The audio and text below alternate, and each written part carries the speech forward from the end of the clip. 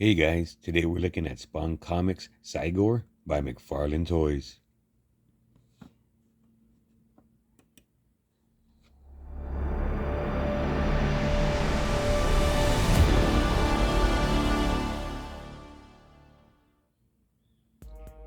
And looking at Cygor as always in his packaging, it'll come with the Spawn logo in front, of course, the figure inside, Spawn logo on the back once again, and a product image.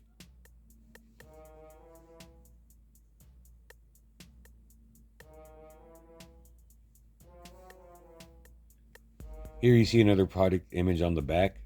I wish McFarlane would actually put a comic image. I'm going to see the product when I open it. You have enough product images on it already. And here you have a beautiful comic image on the side. I wish there was something like that on the back. But it seems to become the standard with McFarlane, at least on his Spawn series. And taking this cyborg out of the packaging, he is a great looking sculpt. Very detailed, very cybernetic, cyborg looking, beautiful sculpt. Unfortunately, this guy is hindered, at least mine is, by a lot of stiff frozen joints, unbalanced, and horrible waist articulation. If you're asking me, this figure is kind of like an updated old school McFarlane where you had some posability. His knuckles are stuck in that position. You cannot pose his hands. Right there at that elbow, my right arm is frozen.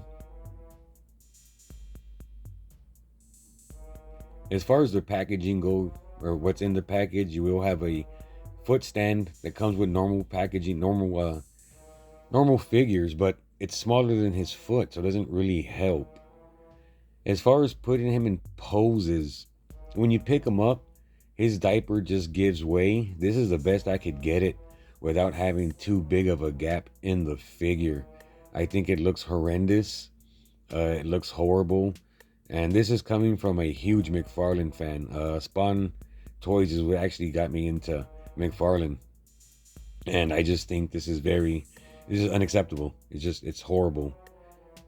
Like I said, to me, this is just, with my arm being frozen, as far as weight on this guy goes, you can only lift up one arm at a time because he will fall forward if not, because like I said, that foot helper is smaller than his foot.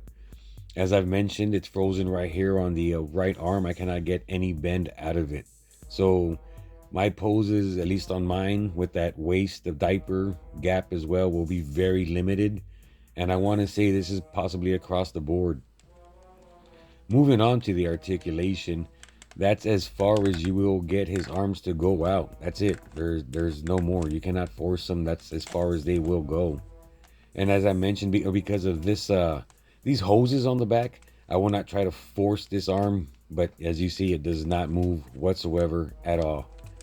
As far as his left arm goes, you will get my bend out of that elbow.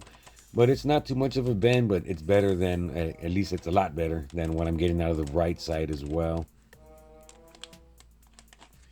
As far as the arms, we'll have that full 360 spin all around on both. You do have a lot of waist articulation as far as movement, but as you can see, the further up you go, the further that waist gets, and the more it looks horrible. His split is pretty decent. His legs move forward about that far, back about that far, and you can see that diaper widening. The further you go back, the wider the front of that diaper gets. Do have a bend at the knee as well, but primarily, like I said, this is just a pretty posable statue in my opinion. As I mentioned, if you owned McFarlane's back in the days, this is, to me, I'm surprised his head gets as much articulation as it does. I'm not a completionist. I do love Cygor. I did own that Spawn Cygor 2-pack back in the day. So I needed to add this guy to my collection. But other than you needing the Cygor in your collection, I think this is an easy pass, guys. See y'all later.